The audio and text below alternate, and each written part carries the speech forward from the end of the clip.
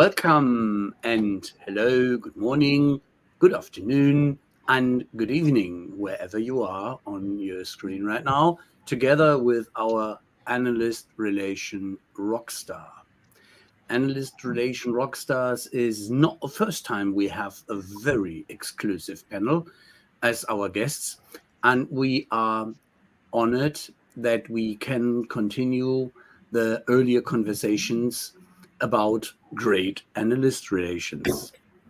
I would like to welcome in non-alphabetical order simply Trish Harmon. She has been working for SAP for over 16 years in different roles. Before joining SAP, she worked for Business Objects and First Logic. The second charming lady is Sarita Kincaid. She works for Sugar's CRM, and her former stations in her business life have been Cisco, Huawei, and Oracle. She is an IIR member and was named AR Professional of the Year 2022. Great. Quite a very interesting achievement. Applause, applause. And the gentleman between the ladies on my screen is Ludwig Le Forestier. He's working for multiple clients as founder of Starsight Communications. He is also a co-founder and board member of the IIR. Before this, he has had several roles in his business life at IBM, Oracle, Bearing Point, and Criteo before founding Starsight Communications in 2021. So an entrepreneur in the analyst relations we would like to welcome. To take it forward, ladies and gentlemen, I have the honor and the pleasure to give or to hand over to our, let's place it as section captain, the dear Marshall Lager, who is in his castle sitting, whereas I'm in mine, and we would love to take it forward with an interesting topic. Marshall, over to you, please. Well, there's no shortage of interesting topics. We were having a lively discussion before starting this broadcast. But since we have plans and limited time, let's start here. Every vendor has different expectations towards analysts. It's something that we have to cope with in our professional lives. Let's hear about it from the other side around. What role do analysts play for your company? You can also, if you're interested, contrast that with journalists, as they're often lumped together into one group, which I found very convenient in my time.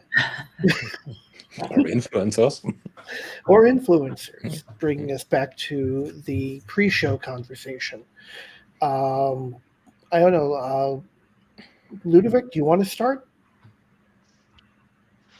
Throwing me. See, I caught you. I knew you weren't listening. In the deep end. What was the question? No. Was there a question? Hey. Was there a question? We're here to talk about the value of analysts. I think it's a fascinating subject. We've been having great conversation with Trish, Sarita, and the gentleman here as well on the different aspects of what analysts, how analysts prove value, and how do you ultimately all boils down in trust. Is that correct, guys? Works for me. Works for me too, yeah. Yeah. I mean, we've got a list of talking points, but they're just there to keep us safe. Well, so, I think one thing we could do is start with the AR compass. It's a way that the IRs published that, so free to use for everyone. But the analyst in general, analyst relations by extension have four impacts. It's strategy. What insights do you use to form your strategy? The second impact is opinion. How do analysts impact opinion through published research, but also through events, through quotes in the media, and other ways like blogs and things like that.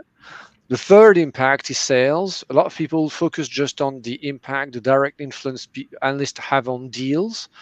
I can go on forever about it, but a sales, a B2B deal is much more complicated than just a normal sales funnel. And the last one is marketing. How do we then leverage analyst insights and turn that into marketing tactics such as events, content, and other. And Ludovic, I wanted to just hop in really quickly in the Compass. So I work with Ludovic on a variety of papers and things, the IIAR. And when we talk about strategy, that also includes, Ludovic was talking about insights, but that's also a strategy for like products, like product roadmap and what does the market need now? So that encompasses that as well. That's a good one. Like Trish, you were saying you earlier in our conversation, you focused a lot on strategy.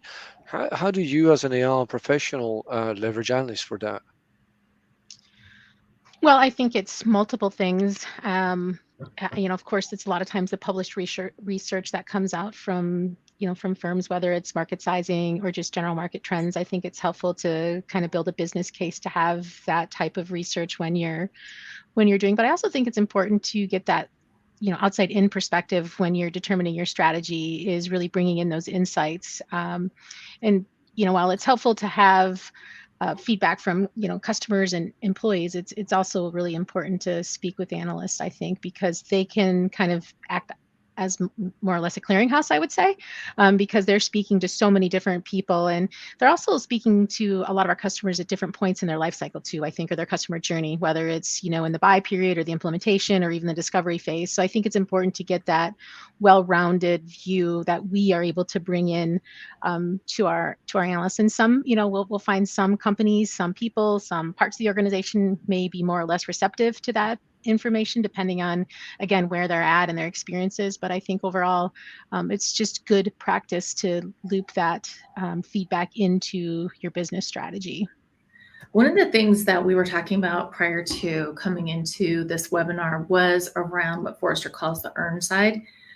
And the learn side. And that was what Trish was talking about, bringing the insights from a variety of different sources into your business and then actually doing something with it. When you look at how companies use analysts, it's in a variety of ways. And you can see like a bigger company like SAP, where she works, can leverage analysts for those insights, but also work with them for outbound and marketing type of uses as well. But I wanted to also talk about the role of, we talked about it really quickly, Marshall, influencer. And this is coming up a lot. So is someone an analyst? Are they an influencer? What are they? What does that mean?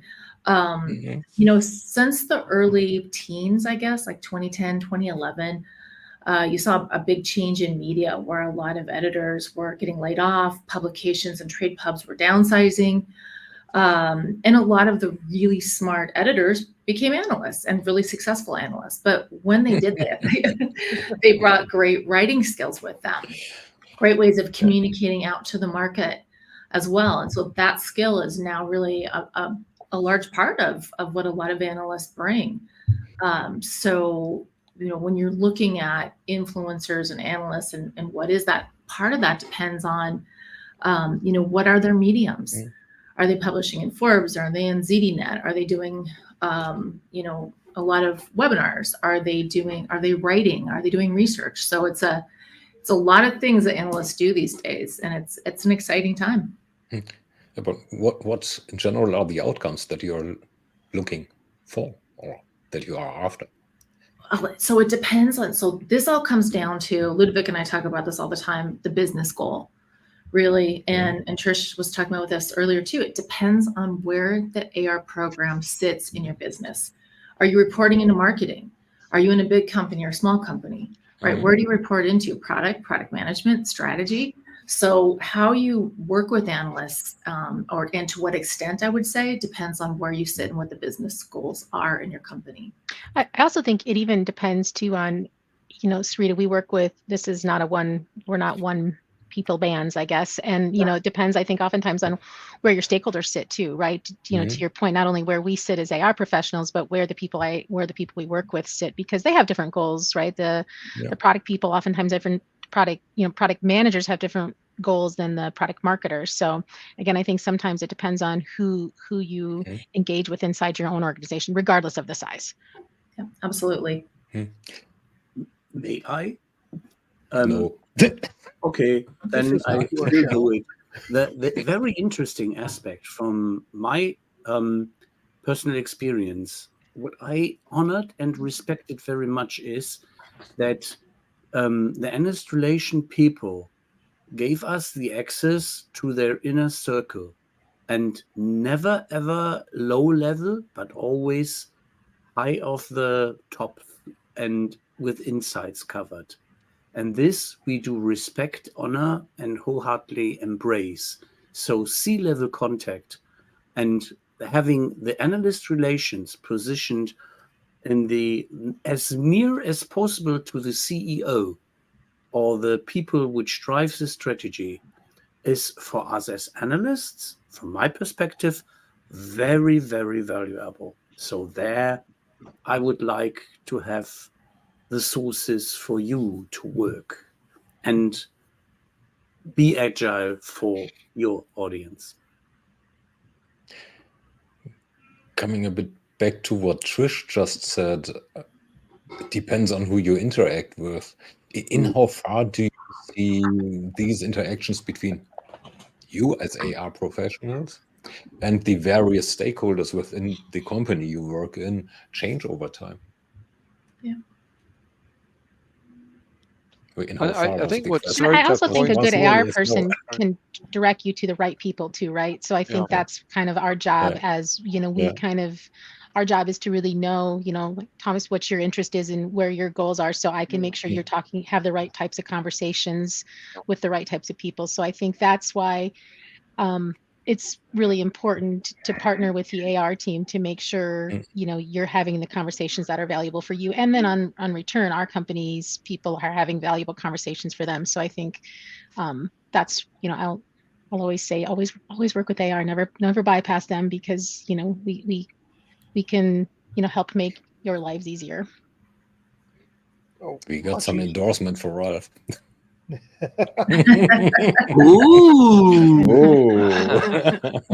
From LinkedIn users too. Yeah, LinkedIn user too. Yeah. So, well, in LinkedIn, he or she has a name.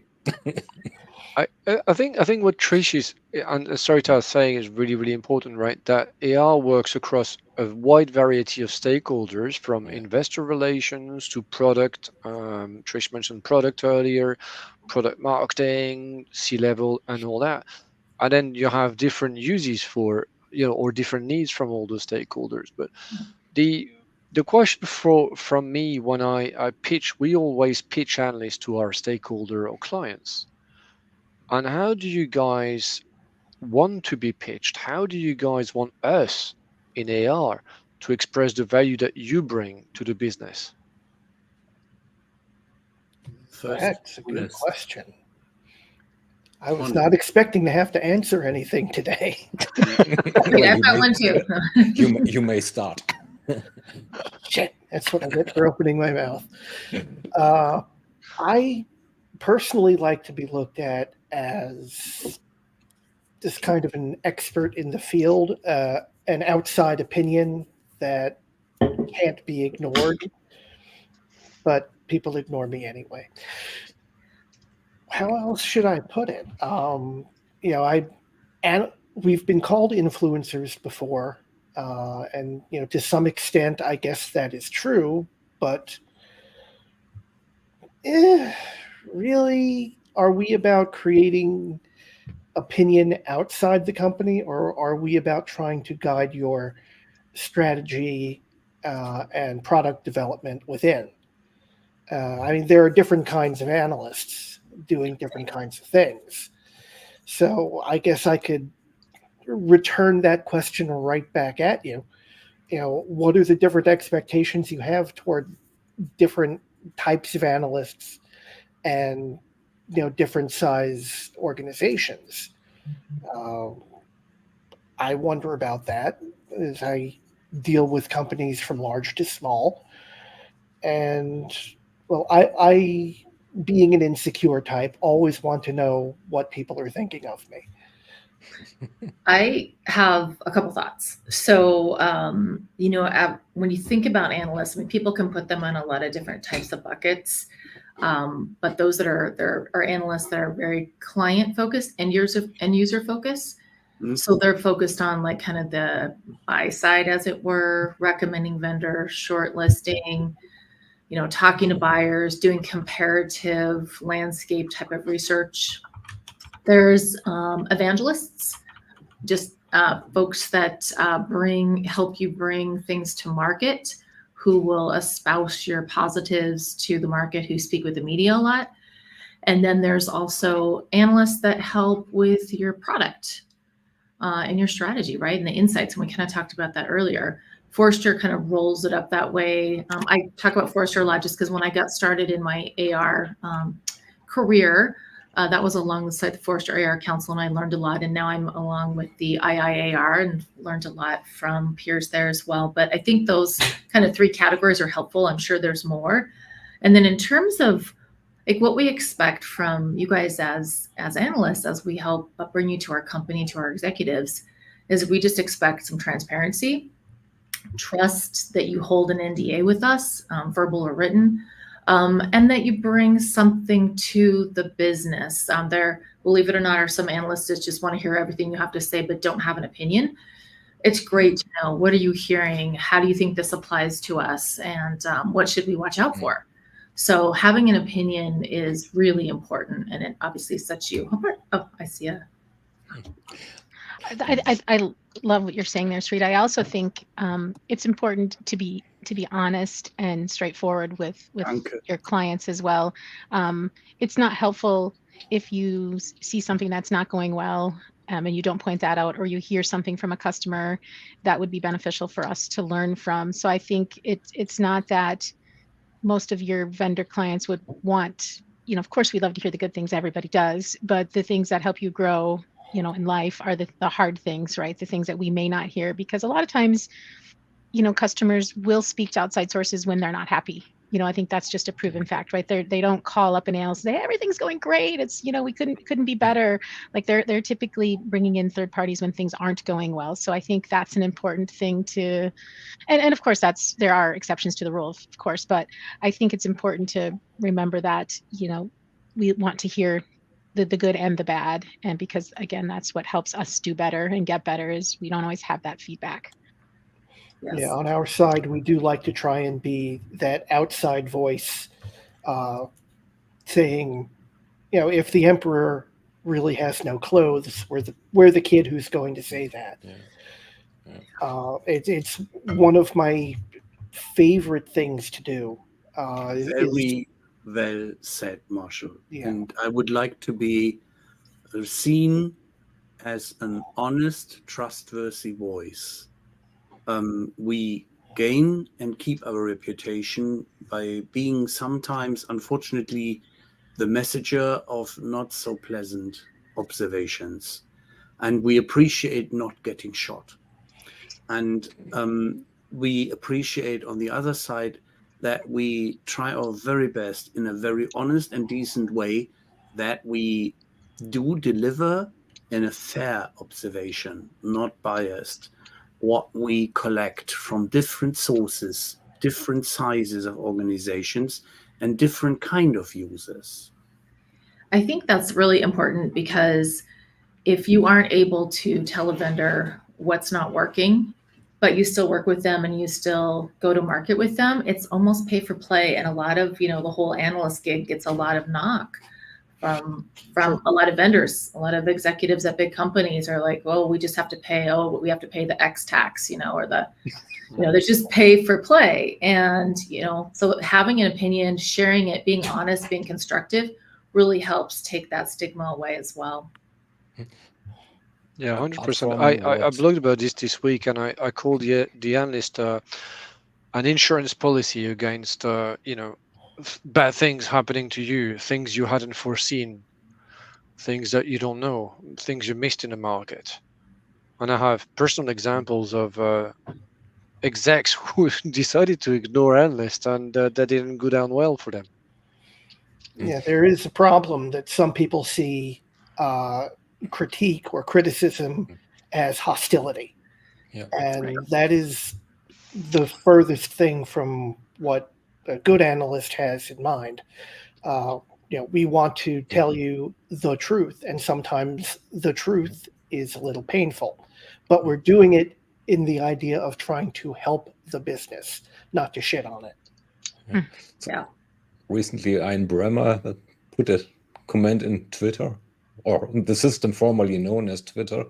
So please don't take it personally, but analyst isn't meant to make people comfortable. Right. So, which basically leads to the question of perception. There are still a number of companies out who want kind of yes man. What would be a recommendation that you'd give these companies? Because none of you is for the record, none of you I would perceive as a member of a company that is like that.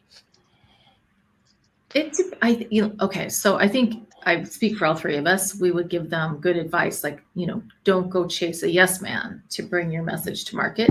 However, some companies are really looking for analysts to be that influencer mouthpiece. And so they will hire an analyst, or they will work with an analyst to be the yes man to bring it to market. So is it ideal? No, because it doesn't show the whole breadth of what the analyst can do. It cuts out one of their biggest values, which, as Trish was saying, is the baby ugly, or is this really working, right? But in some companies there is a role. I'm not saying the only role, but some companies do hire the yes man to bring something to market. You see it a lot. Yeah. Not a best practice, but how do you deal with that as being an analyst? Question for you guys. You're just determined to make this about us, aren't you? Yeah. So after Marshall had a good comment, so sorry. Let me take this up this time. So I mean, it's kind of mandatory.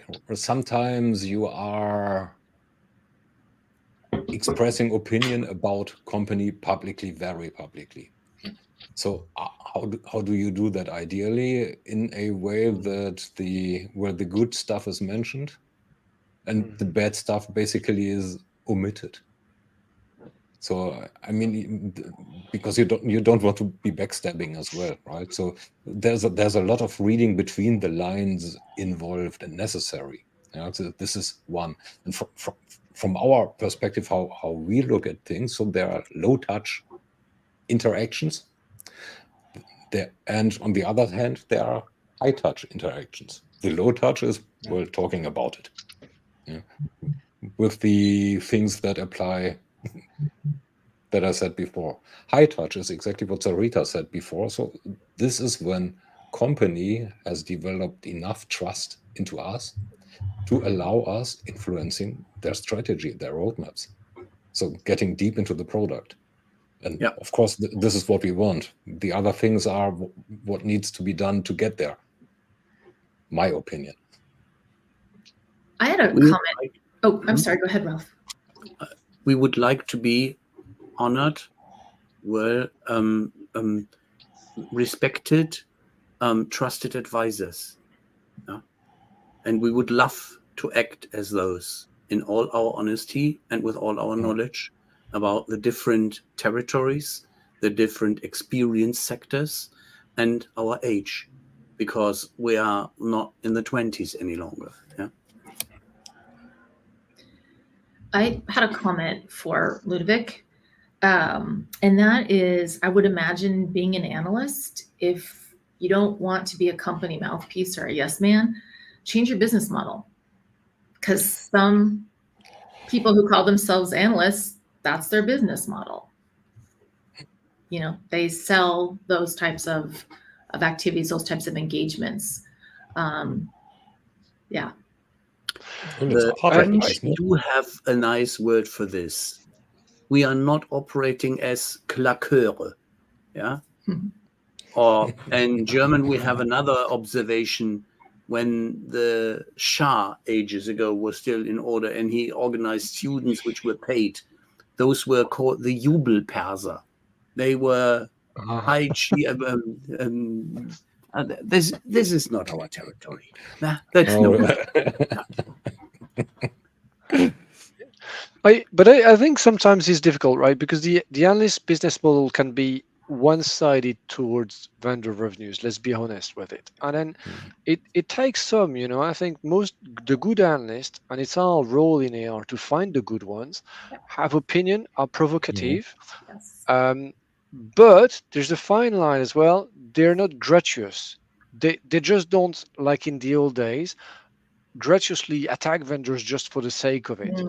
They also act as coaches, and the best analyst, I think, I've seen that working wonderfully well, where they take some exec, side to side, and we in AR, we try to favor that. We don't try to be in the way. We don't try to be a gatekeeper. We try to favor that buddy program where analysts will actually coach an exec for various things to be better. And when that works, it's amazing. Yeah. There's so much value in it. Which like leads to the follow-up. And so there are coaches, yes. On the other hand, I need to say, because I'm an analyst as well, we are about poking into, to some extent, where it's gonna hurt. So the question there is, who or how far does it mingle? So where does the coaching hurt? Where shouldn't it hurt?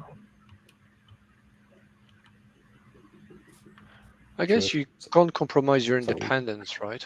Right. That's the main thing, because analysts live or die by the reputation. This is true. I mean, reputation is. Ooh, This is not the Is end that all of the time show. we have? This is not the Nope. alarm for the end of the show. Nope, sorry about that. We're only about halfway through. The past has cooked. I guess that question's done, huh? No, that question is a very good place to start. I had been trying to keep us to about 12 minutes per discussion topic, simply because Thomas likes to have a schedule. But apparently there's no way for me to mute the phone, but also have the alarm muted. My fault. I apologize. I'm bad at this. Well, now nobody had an opportunity to fall asleep till now, and now we have an extra kick again. So everybody on alert station, please. The question remains. So how uncomfortable shall trusted analyst, make client? Or can make client? I mean, it's obvious that if you are the new kid on the block, just having first interactions, you probably should tell your prospective client, ideally, that they are doing it all wrong. This is probably not the right entry. But yeah, I think it really depends, Thomas. I mean, I think it depends on, and that's kind of a bad answer, but I think it depends on the relationship between the analyst and the, what I'll say, an executive. I to your point, I don't think you can come out right away and say, hey, I think your baby's ugly. I think there needs to be some work up to that, some trust built there. I don't think that's shocking to anybody. So I don't think there's a hard and fast rule in terms of what works and what doesn't. And it also depends on the person. Some executives, some stakeholders or partner, some of our partners are way more open to that. And others, I think that's our job, kind of know which ones will be receptive and not. Again, to push the point of working with your AR person is they kind of know who will take that feedback well, who won't, who needs it, who doesn't need it. All that kind of stuff I think goes into it. So I don't think it's a cut and dry answer from my experience. I think that oftentimes things are better received if it's in the guise of an outsider. So, an analyst can say things that we could never say, or at least validate. But I think that having one of the best ways that I've seen analysts do this is to bring buyer feedback to the executive. Buyers are confused about your messaging because of X, or it seems like you've got some issues with products, and just bring that outside in back to the executive, and then it's less personal. They're more able to handle that. So that's been my experience of what works pretty well.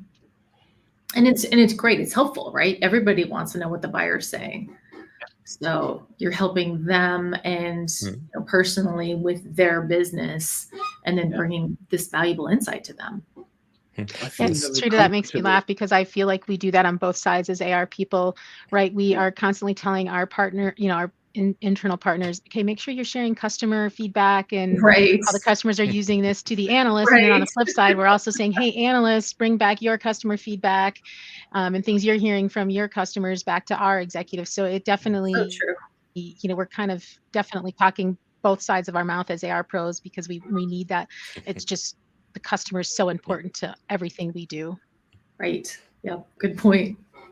I enjoyed very much ages ago in 2007, when still Shai Agassi, Henning Kagermann were in SAP known people. They were extremely comfortable in a relaxed mood on breakfast or in evening dinners, being placed at a table to go into a very personal chit chat and sharing their honest, in-depth gut questions, which are driving them crazy. And when you then get them at the right point, that they see not the analyst, but the human being in his role as an analyst, that is bringing a lot of benefit to both sides. And I recall as well in 2007, when we were at the Wins in Las Vegas, that at that time, for instance, it was very clearly separated between journalists and analysts, and they got a different messaging. Yeah, that was for me very interesting to see. And yes, I prefer to be an analyst and get an even more in-depth talk. Sorry, Thomas, I was just too enthusiastic. How unusual that you're enthusiastic. So, still getting back to what both Sarita and Trish just said. So, get back your customers' opinions, your customers' experiences. Now, the typical, and I put that into quotes, analyst works by asking. So asking questions to buyers. Whether by formal research or by just informal discussions. So where real experience comes from is actually getting hands-on, which now comes into the difficult territory of being independent or losing independence, because actually that says you need to have used it and been directly involved in projects, hands-on, being as a project manager, be it as an architect or whatever. So does this, what you say, suggest that you are actually preferring some people or a group, a company that can do both? Can carry on both shoulders? I would call that consultancy to the buyer side and advisory on the vendor side. Where do you lose trust then? If I, for example, taking you two as an example, so you're working, let's say, with Ralph, Sarita, Ralph is also in this example an implementation provider, an SI for sugar. Trish, and how far would you trust this then as an independent opinion if Ralph gives something? It's really interesting. So you say basically you're saying what makes an analyst, right? So we had several things, right? We said being a practitioner, hands-on experience, being honest, trustworthy, and insightful. And Sarita, we mentioned being a coach as well. And Sarita earlier said something as well, but having a good solid research foundation. So is there anything else that make a good analyst? Or if you have plenty of opportunities to help end customers to save their money, their reputation, and to be very frankly their asses. Because if you are called in as a mediator, no longer as a moderator, but the child has fallen into the fountain, yeah, or Brunnen. Sorry. There must be in English a better expression that they are in misery and they need desperately honest help. And in such a situation, you should be knowledgeable, you should be empathic, and you should be a diplomat, which is very hard for me. Yeah, to get both sides aligned again and to help them understand why this project has gone into trouble. Yeah, and the best you can come as a conclusion, which is very valuable if you are a trusted advisor on both sides, is that the understanding is growing.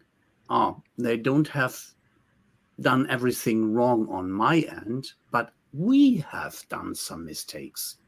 And that learning curve, properly, gently addressed and to be made understood in a way that nobody is losing his face. Wow, that is sometimes our role as well at the end customer side as at the vendor side. And that is more than an SI will do. And I strongly recommend to know some of the products by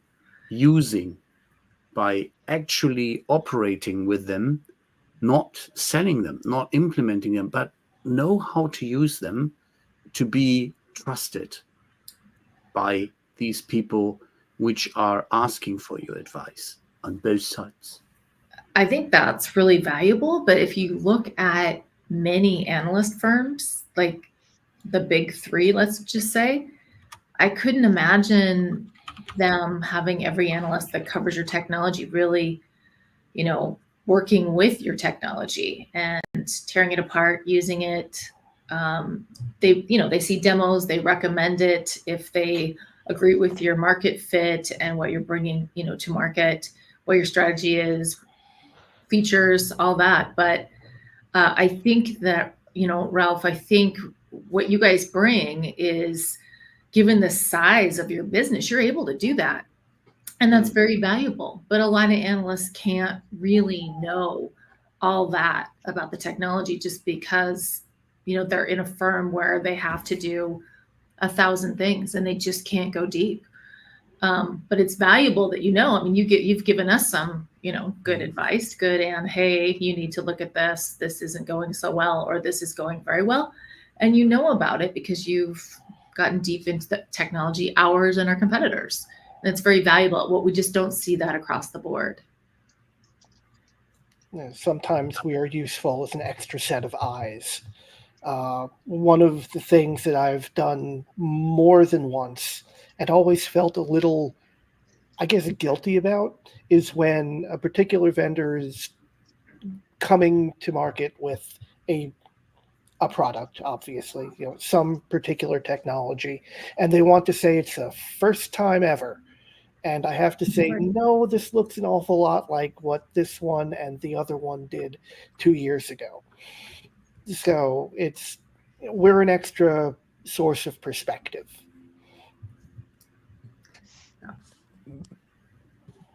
Trish, you have been awfully silent. No, I'm just enjoying the conversation. Sometimes nothing additional to add. Yeah. I had a comment too. So, I do think for you guys, you're kind of in a tough spot sometimes because you'll be engaged with, various vendors, and they'll give you a pre-briefing on, let's say, some new messaging. And so it's already in the can. They didn't get to you ahead of time. They've already paid the branding company. they're full steam ahead. And then, what do you do? Right? So you can't not tell them the truth. You just have to do it in a nice way. But that's a tough position as well, right? And I'm sure you find yourself in the same position sometimes with product or solution. Where, hey, wish we would have talked to you ahead of time. So here you are now. Think about this. You see that too. Well, this might become into a mutual learning experience, right? So let's take sugar as an example. As we have a sugar representative here. Oh boy, this is loaded. Okay, here we go. It's a sweet company, right? Oh, it is sweet. So what you've got your messaging, which is good. Yeah. So I mean, the 8 term like let do for you is great. Now, which term is in between there can be debatable. Yeah, right now it's platform. Yeah? That's why I omitted it. It's debatable whether this is the ideal one for various reasons. Yeah. Similar with SAP, they had for quite some time the best run business, SAP, which is a quite cool moniker or quite a cool moniker. Yeah. So right now they have another one. Is it the ideal one or not? Both of you, I would bet, worked with some marketing agency. And less so with analysts before. I can tell you. Is that so? Actually, I can tell you before we did the rebranding, we actually, I wasn't part of that process because it was as I was coming on board, just getting up to speed. But my understanding is that there was a host of analysts that were reached out to and gave feedback about the inputs that were interviewed. And then the branding company came back and suggested the branding. And then that was shared with some of the analysts that provided feedback. Interesting. I don't want to make this yet. No, I apologize. I didn't want to make this now into a session on sugar, but this was just quite a good example, and I'm glad that I was wrong, because then my colleagues and I need to put a bit of ashes on our heads because, well, there's scope, or maybe the times changed and it's time for adding on. But well, that's another topic. That's really another topic. What we had before is the question. So where does, let me put it into placative words, where does the analyst that gets briefed and gets an opinion about systems, vendors, become a shaman because they just don't know enough of the nuts and bolts when talking about it? So do you mean like an analyst that doesn't have a deep background with your company and then you're briefing them kind of for the first time or something? And yes, then they're a media facing type of analyst? Yeah, and then you're what you want to do mostly for early contacts, prove me wrong or tell me where I'm wrong, is you probably do not want to create a bad image right out of the start. So that means that whatever comes there as a briefing it's polished. So it's rather positive than negative. It's not about what we can't do, it's about what we can do. So which, for me, as someone who just starts to look into vendor A, getting this type of briefing, of course, well, it influences me because I can't say it's wrong. And it sort of biases me as well. So now take that, multiply that by N with me getting bunches of those briefings that focus on can do as opposed to can't do. That sooner or later, makes me create hearsay. Oh, yeah. So that makes me what I would call a shaman. Well, my opinion is that part of the role of industry analyst is you're going to hear a lot of different opinions. Vendors are always going to put their best foot forward, at least in an introductory briefing type of thing. If you aren't the trusted advisor yet, and so part of your job is to separate truth from fiction, to find out what is true, which takes some time, obviously, as you're getting to know new vendors, and a lot of them at the same time, let's say if you're going into a new market. But I think, there's no way a vendor is going to give you a poor briefing, and you probably are going to get a million great briefings. And that part of what industry analysts do is they talk to buyers, other analysts. So, I mean, it's of course it's part of the job. Yeah. And it's an exciting part of the job. So to poke some holes or not. Oh, it's great if there is not a hole. But still, there are these many analysts who are getting many briefings, which are not necessarily going in depth.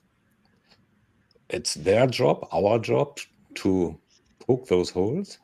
But then it's your job again to identify those of us who don't poke deep enough. So, and these are not necessarily the ones you want to build a trusted advisor relationship with, but more kind of a mouthpiece relationship. Right, the evangelist. So, an evangelist, even an evangelist should be, even an evangelist, as opposed to what I'd say a mere is probably also the wrong word. An influencer is someone who is rather trusted because they evangelize better if they know the dirty laundry, where the skeletons are in the closet, or the skeletons are in the closet. So how do you? I think sometimes it's a scale issue, Thomas. I think there's a lot of people and time with our executives and our business partners. I think is challenging to get sometimes. So I think sometimes it comes down to that, is how do you scale? Everyone, I don't think it determines on your size either. I think that's an issue we face in big companies and small companies, is how do we scale to reach the people?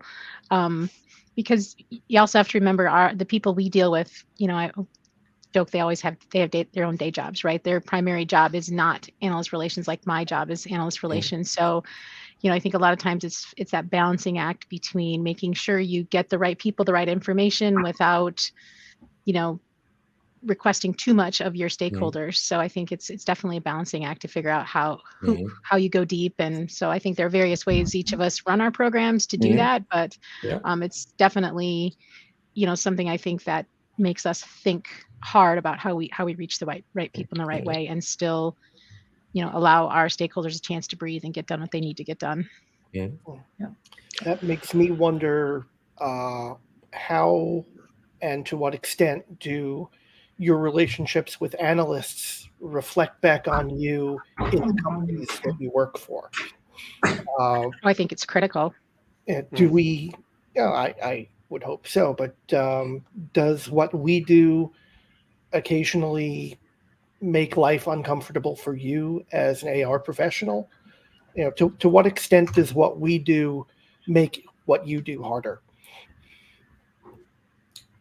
Well, if analysts go around behind our backs, which you guys don't do, but some analysts do that. Some do. And sometimes. And it's tough, because then we don't have our finger on what's going on with the program at any given moment. We don't know the conversation that's been had, and we don't know why the analyst wants to talk with the executive or the person, so that we could meet with the executive and tee up the background for that conversation, information about the analyst, what are their careabouts, what are they looking at, and really make it more productive for both people. So, that's one thing. And again, just I stressed it at the beginning, having an opinion and not being afraid to share it. And I know it's a fine line, because you don't want to scare away the executive in the company. And analysts have a business also, and I get that. But analysts are people persons, and you kind of know the line when you're talking with people. So it is important, though, to have the opinion, to bring something. So those are two things that I think are. I agree.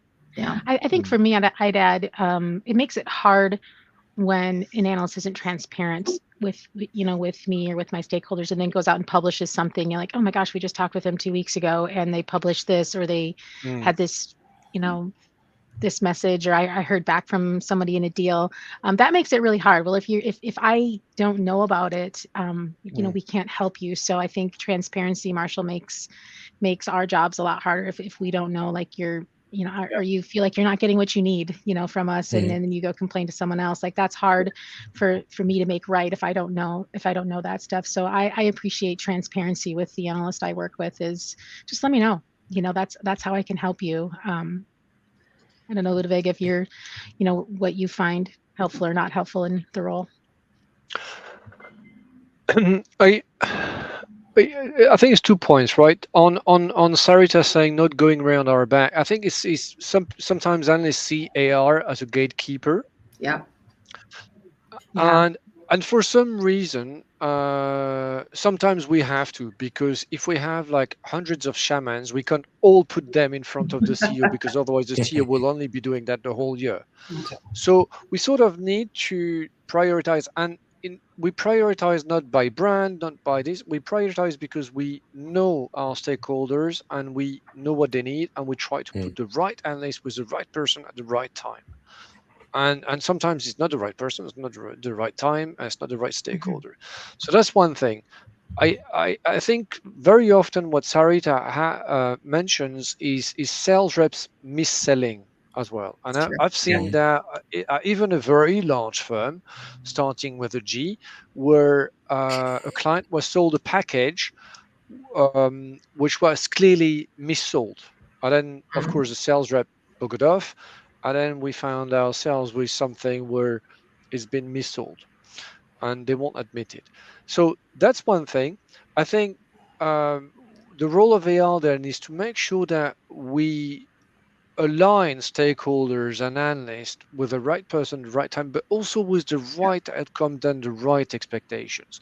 Because sometimes sales just say, oh yeah, we'll sell you a white paper. And then marketing say, oh, that's great, thank you very much. And then we in AR say, oh, we have to manage that.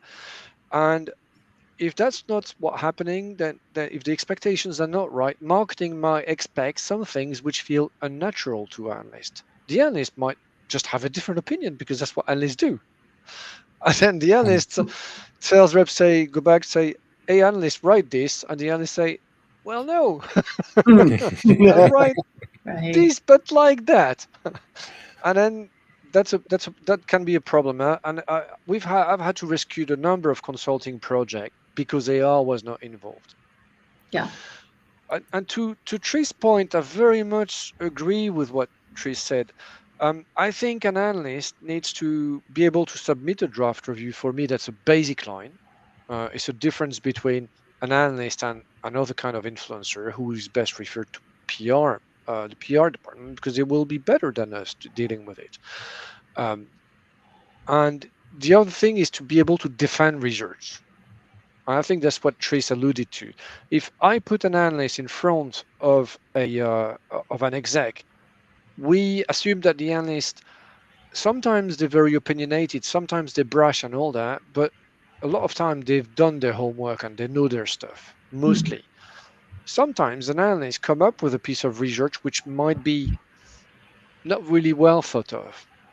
And what is really difficult to handle for us as an agency or as internal AR people is analysts who cannot defend the research, who wouldn't comment on why that company is not included, who wouldn't comment on, well, that criteria. And the fact that a company, not to name a big company started by F, has restricted the number of criteria they can comment on an evaluation is deeply unhelpful for AR, because it breaks transparency, to Tracy's point, and because it removes a large part of trust. So we're there trying to mop up and say, well, they didn't mean this, and maybe this and that, and they categorize this way. And in essence, we don't know. We're stuck. The analyst didn't justify why she or he didn't include that vendor in a Magic Quadrant wave or short list or whatever it is. And it's very, very hard to backpedal on it.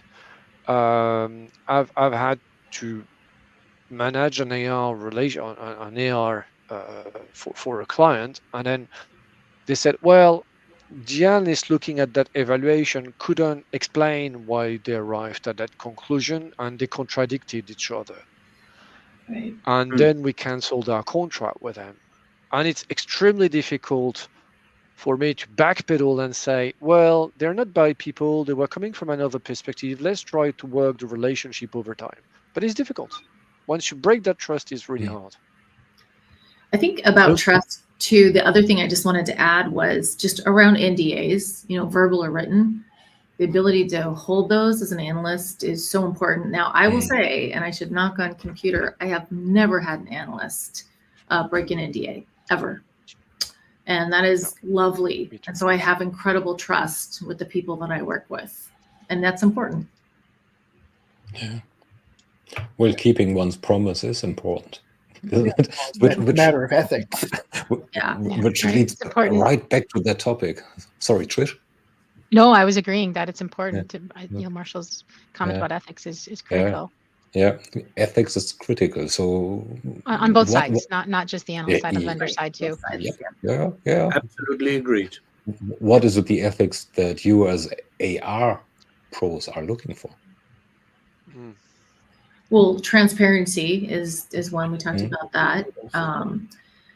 Being able to be that trusted advisor and know that it goes no further. And that could be a trusted advisor like, hey, you gave some feedback to an executive. Here's what they really said to me. How can we work together to get past that? So being able to really hear what's really going on and work with us, that's very important. Well, that leads to a kind of dilemma, probably, because let's say there are execs around that you probably use very cautious words for, whereas if I'm talking to Sandy, who unluckily couldn't make it, or you Trish, I'm using less minced words, or more direct words. Yeah. So that these different ways of phrasing myself will probably also lead to different ways of how these words are understood, which leads to misunderstanding, and all of a sudden my honesty is in question. How to deal with that? I don't think that, I think you're always going to tell our stakeholder, what you think. You may buffer it a bit, but you're always going to say what you think. So I don't think that you have to worry about, compromising your ethics there at all. In the example that I was using, I think that sometimes AR go to analysts and say, hey, I've got this problem internally. I'm not sure. What do you think? How do I get past this? How do I convince X stakeholder that this really is going on in the market? How do I make a good business case for an AR program around this, or whatever it might be? And, as trusted advisors to us, that's an important and great role that we develop over time together. So that's part of that trust. Yeah, I agree, Streeta. There's been many instances in my career where I've leaned on an analyst to say, okay, this is what I'm facing. And that comes with time and trust. And, where I've called an analyst up and said, okay, here's what I'm facing internally, how can you help me, and how can I help you? It's a win-win if we play the game right. So I think that's important to have the ability to I just emailed an analyst this morning and asked him something completely off the wall, but it was something I needed an answer to. He immediately responded back to me just to help me do my job. So I think it's that give and take, right? Or an analyst will say, hey, I'm in the middle of this and I need this. Can you help make this happen? Yep. Or I have an inquiry coming up and I don't know the answer to that. So I think it's that give and take that we develop these relationships with. So I think that is, again, my main message today is always work with your analyst relations person, because that's our job to do that. And we can help, coach you and say, how do you not lose your honesty, integrity in situations like that? Because we kind of know, again, how our stakeholders will react to some of that stuff. So, Well put. Yeah, AR is a translator, Trish, you're saying, right? AR what? Is a translator. We are many things. That is one many thing. things. I like to say we're a forcing function a lot of times. That too. Well, we are up against the top of the hour. So before we go, I want to see if I can fish for some famous last words. Curious, what for each of you, what does your perfect analyst look like? And why is it Thomas? That's my haircut, of course. I'll go first. My perfect analyst, is someone that, like we were talking about, can tell me the truth, that I can also have a very candid conversation with, that has great executive acumen, can speak to my executives, has a good thumbprint and a look at the market, what's going on, what's really happening, and able to distill it for me, and someone who's German.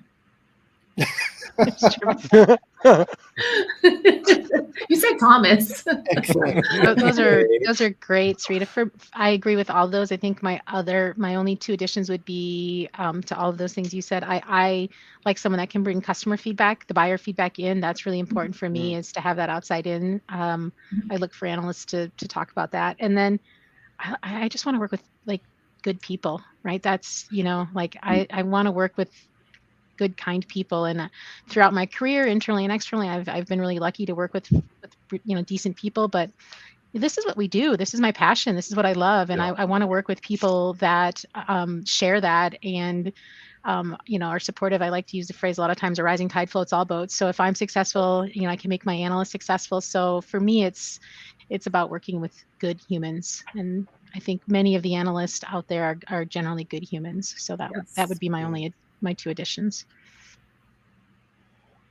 Well, we try. Mm-hmm. I'm 100% with you, Trish. It's all that, having fun, having a drink with an analyst, and I will also add that the best analysts I've seen, I've had amazing conversations. That's why I've done AR so long with analysts, and they come up with random stuff or unexpected or surprising, and then you have that aha moment, and you go like, there was an analyst who came up with a whole Excel spreadsheet of all the gin and tonics. Analysts do that, and it's fantastic.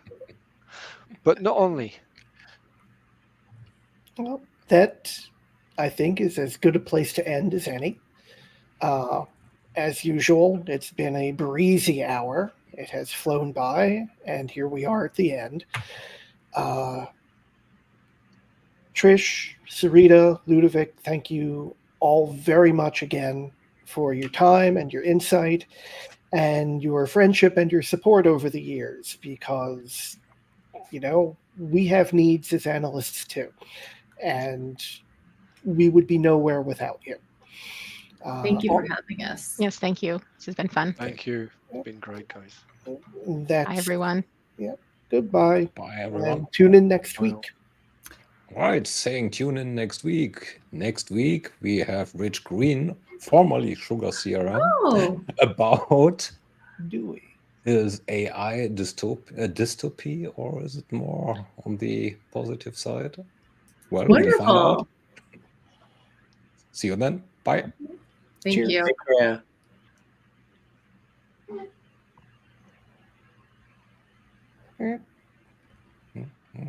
Someone's got to turn